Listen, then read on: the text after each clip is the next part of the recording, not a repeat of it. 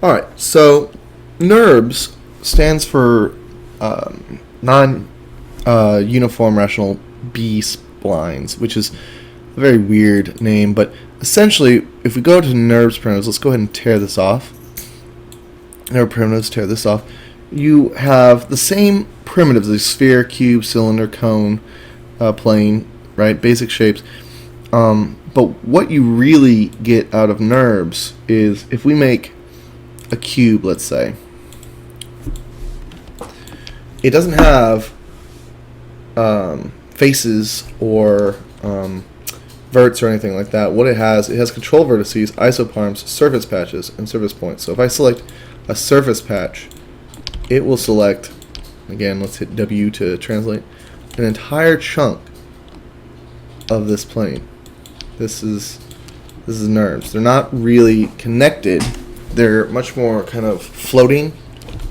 And something that's better to do with NURBS anyway is more of a process where you can take these curves, because everything, if I take like a let's do a sphere real quick. If I take this, you can get these surface points because essentially every single part of a NURB is a curve, and so it's like an infinite amount of curves forever and ever, and there's no verts, and you don't worry about vert tweaking things.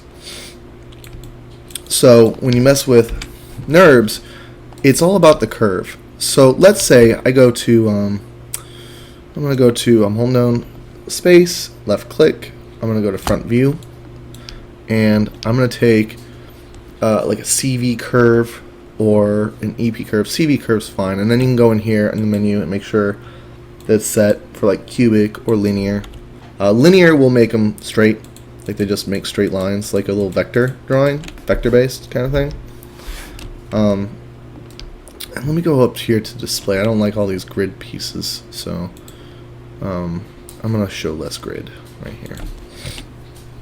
And then if you use something like let me get rid of these. Cubic, you get the ability to start kind of creating curvature. Say, hit enter there. And both of them are controlled by these little curves. And that's why it's nice to do this in front view, for example, because now you're just dealing with 2 dimensions, and you can kind of play with these curves. And this is sort of a very,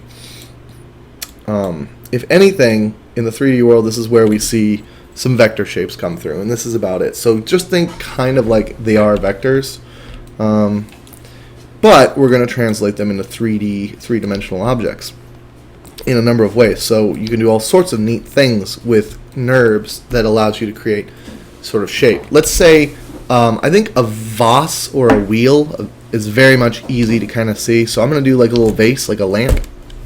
So let's take these objects and just get rid of them by hitting backspace and delete them out.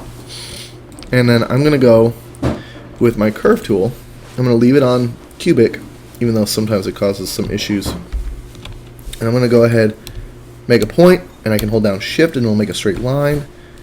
And I can then start kind of building little points. Thing is, just like in vectors, in Maya, you kind of need at least 3 points to create a nice tight curve. So if I do this up to here, I almost want to have 3 points to kind of help it direct that curve. See the difference there? Like if I just take it and go, hey, go here and make a turn, look at it, it makes this very strong, wide curve. But if I come in and I go, well, here's a point, you're coming into the train station, there you are, and we're leaving, you know, you get this nice little pinch. And I'll go ahead and pop this on over here. See, I get this roundness. And that's okay if you want it. It's not a big deal. But I'm using 1, 2, 3. Every time I make a nice sharp turn, I want 1, 2, 3 points. We'll pop it back over here, and then we hit enter. So now I've got this shape. And if I take the control vertices of these 2 edges here, I can go ahead and hit E for scale, or I'm sorry, R for scale, or just over here. You can just hit this button over here for scale tool. And I kind of even those out. And now, if we go back to perspective at this point, all we have is this bizarre just curve, right? But the cool thing about curves is if we go over here, we're on polygons. Let's go ahead and shift that now over to surfaces, which is just another way of saying NURBS. So surfaces, I get a whole new set of options for things to edit curves, adding pieces, cutting pieces out. But